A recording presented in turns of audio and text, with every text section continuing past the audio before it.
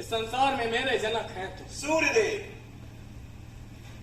हाँ, उन्हीं से जाना अपने जीवन का एक और खिलौना सत्य। ये सत्य खिलौना नहीं है कभी, जीवन तो अब आरंभ हुआ है। जो कुछ तुम्हें बहुत पहले मिल जाना चाहिए था वो अब मिलेगा। तुम सम्राट होगे, राजमाता कुंती के ज्येष्ठ पुत्र के रूप में जाने जाओगे। संसार मानेगा कि तुम पांडवों में श्रेष्ठतम हो। मैं जानता हूं तुमने बहुत दुख और बहुत यातनाएं झेली, और क्या नहीं हुआ तुम्हारे साथ। लेकिन कर्ण, सत्य भी अंततः कब तक छुपता है।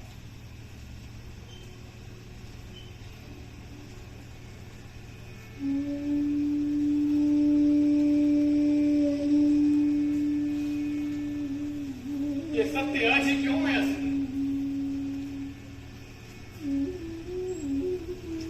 उस समय क्यों छिपा रहा जब पूरे हस्तिनापुर के सामने द्रोण ने मेरे अधिकार मुझसे छीन लिए? उस समय क्यों नहीं आया सामने स्वयंवर में द्रौपदी ने मुझे नीच के नकार दिया था? मैं पूछता हूं केशव, कहां मर गया था आपका सत्य जब मेरे आंखों के सामने मेरे पुत्र की हत्या हुई थी? कहां?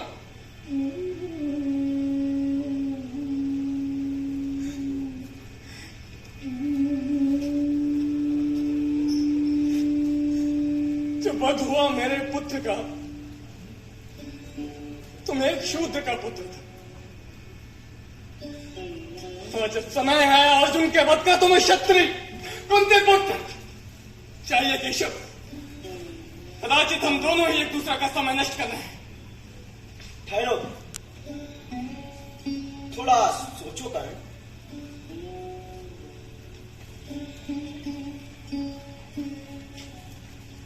सभा में आपने सच कहा था, अब युद्ध होगा।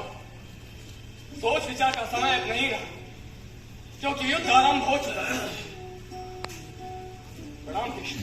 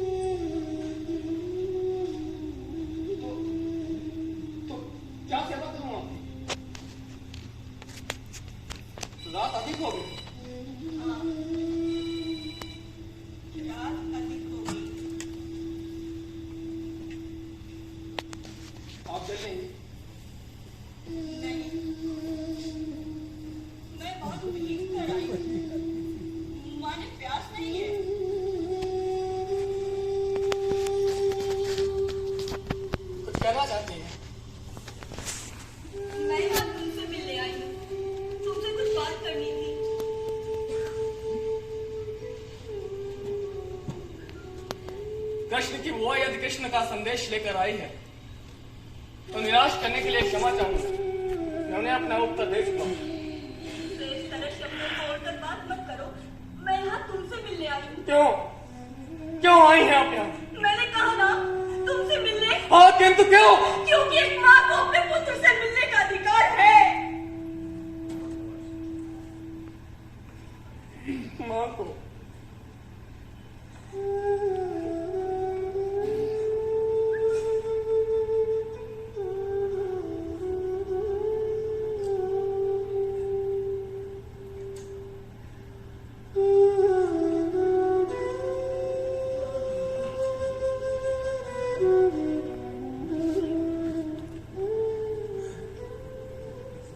क्या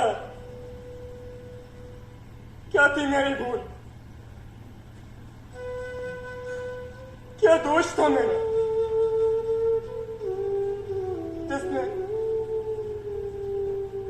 जिसने पाला उसी को मां माना?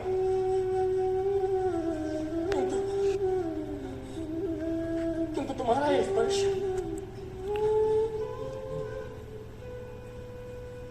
कई रातों से अनंत आकाश ताकता रहता हूं।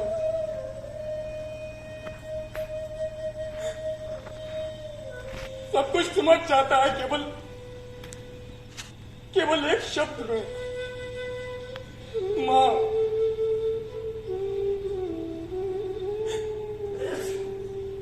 सब कुछ तो मिला है जीवन में, सुख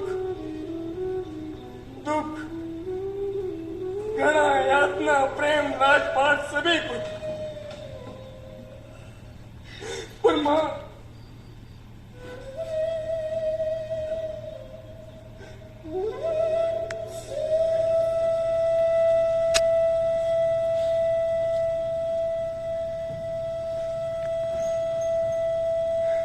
मैं क्या था?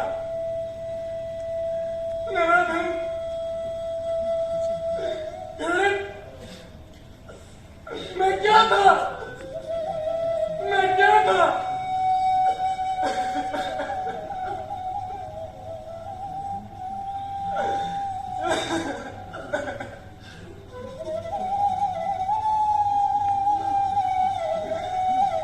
तो क्यों त्याग दिया था आपने मुझे? क्यों छोड़ दिया मुझे इस नरकाग्नि में झुलसने को?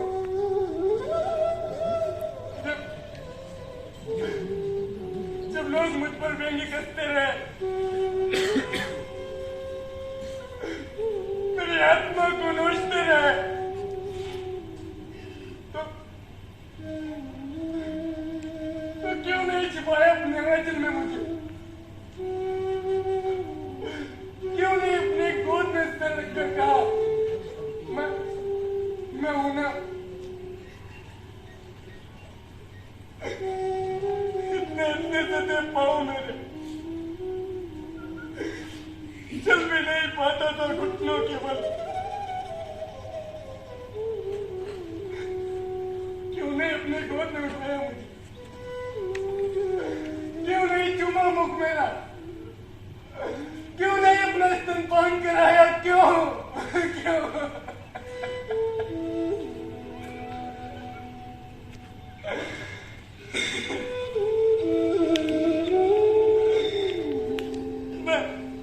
मैं सहाय हूं, मैं लाचार हूं, मैं बहुत सहमा हूं मां। मैं कहां जाऊं? मैं क्या करूं?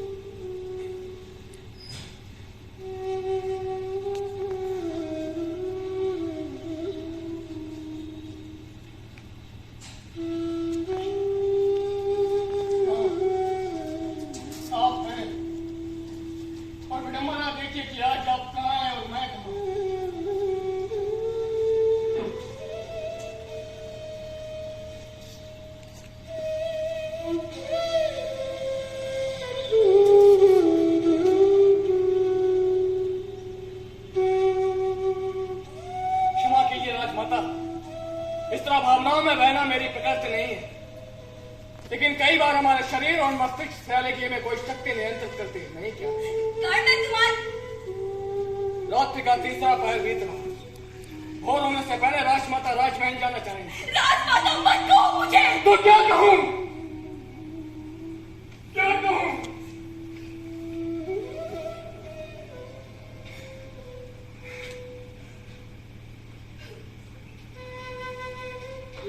कदाचित ये आप भी नहीं जानते।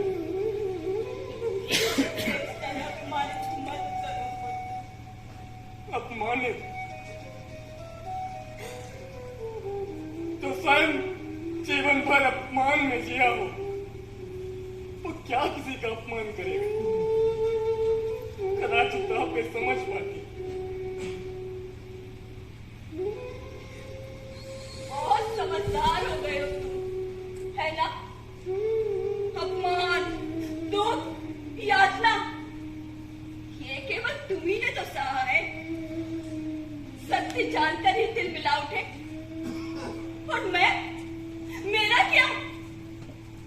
जिसने इस सत्य को जना और फिर अपने ही हाथों से मृत्यु की कोख में डाल दिया। किसी से कह भी ना सकी, जननी क्या कहती? जनक ने ही अपना मुंह मोड़ लिया। तुमको क्या लगता है तुम्हें लहरों में बहाकर मैंने क्या अनुभव किया होगा? मुक्ति? अरे इस सजन को मैंने 9 महीने अपने गद में सहेजा, जिसे मैंने जना, जिसे मैंने जीवन दिया, उसे मृत्यु को सौंप कर मैंने मुक्ति का अनुभव किया होगा। क्यों नहीं किया तुमने? क्यों नहीं कुछ कहा? क्योंकि मैं एक स्त्री हूँ। हाँ, बस यही अंतर रह गया कि तुम स्त्री ही बनी रही, मां बनने का प्रयास कभी नहीं किया। यार ये समाज मुझे कभी नहीं स्वीकारता। क्यों नहीं स्वीकारता?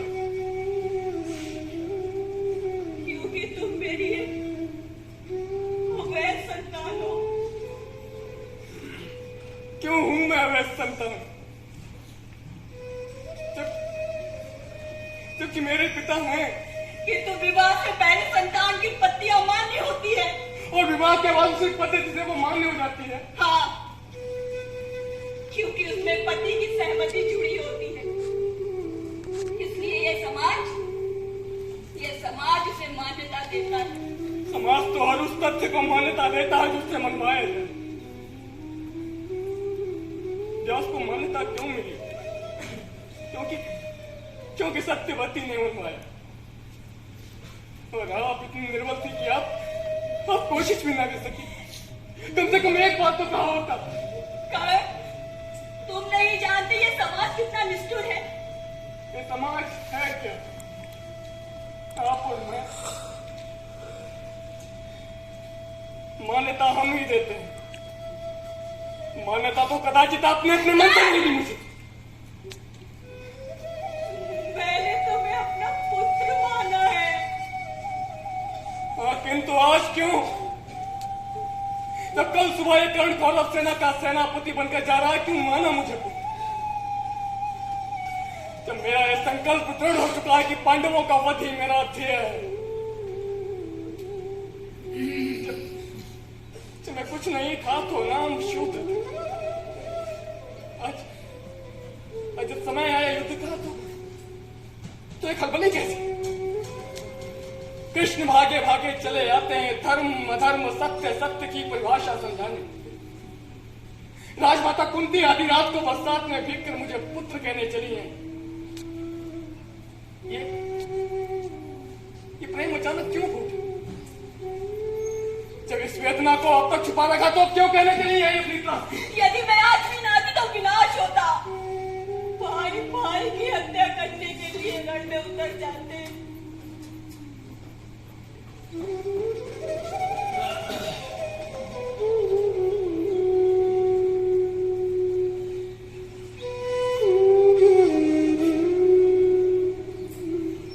यदि मैं युद्ध में ना भी जाऊं तो भी वहां भाई भाई की हत्या कर रहे हैं, और आज आपके आने से विनाश रुकेगा नहीं। क्योंकि युद्ध स्वार्थों की नींव पर खड़ा है और शांति के लिए कोई भी अपने स्वार्थों को त्यागने के लिए तैयार नहीं है। जाइए विश्राम कीजिए। प्रातः होते ही आपको अपने पुत्रों का तिलक विधि करना है। तो क्या तुमने निश्चय कर लिया है? हाँ। जो बीता उसको बुलाया नहीं जा सकता। नहीं, कभी नहीं। कर्ण, तुम यही भूल कर रहे हो। जो बीत गया उसका कोई महत्व नहीं होता। महत्व होता है जो है, जो आने वाला है।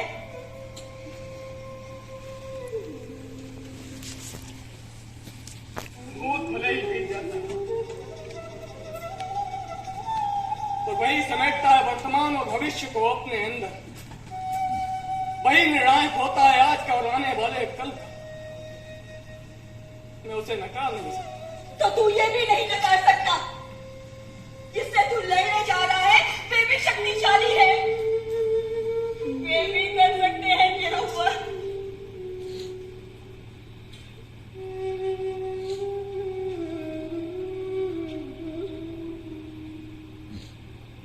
पहली बार सुना युद्ध में जाते समय मां पुत्र को ऐसे भी वचन कहती। चिंता स्वाभाविक है, लेकिन आप निर्भय हैं। वे शक्तिशाली नहीं है क्योंकि उनकी शक्ति है कृष्ण, और कृष्ण किसी की शक्ति क्या बनेंगे, वो स्वयं दुर्बल है। कौन? मिथ्या नहीं कह रहा हूं राजमाता कि वो निर्बल ना होते तो आपको ना भेजते, इंद्र को ना भेजते मेरा कवच और कुंडल लेने के लिए। हाँ, दे दिया सब दान। यदि कोई ये समझता है कि कवच और कुंडल के बिना कर्ण नहीं रहा तो ये उसकी भूल है, क्योंकि कर्ण का अर्थ वो है जो तुम्हारे सामने खड़ा है। बड़ा दानवीर बनता है ना तू, सबको दान देता फिरता है। अपनी इस मां को दान नहीं देगा।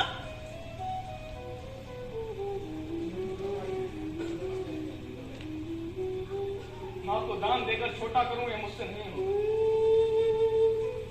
हाँ, वचन देता तो आज ये तुम्हारा अवैध पुत्र तुम्हें वचन देता है कि अर्जुन को छोड़कर मेरे हाथों किसी अन्य पांडव का वध नहीं होगा। अर्जुन और मुझ में से कोई एक ही जीवित बचे। इतने में ही संतोष कर लो मां। संसार जानता है तुम 5 पुत्रों की मां हो और वो तुम सदैव हो।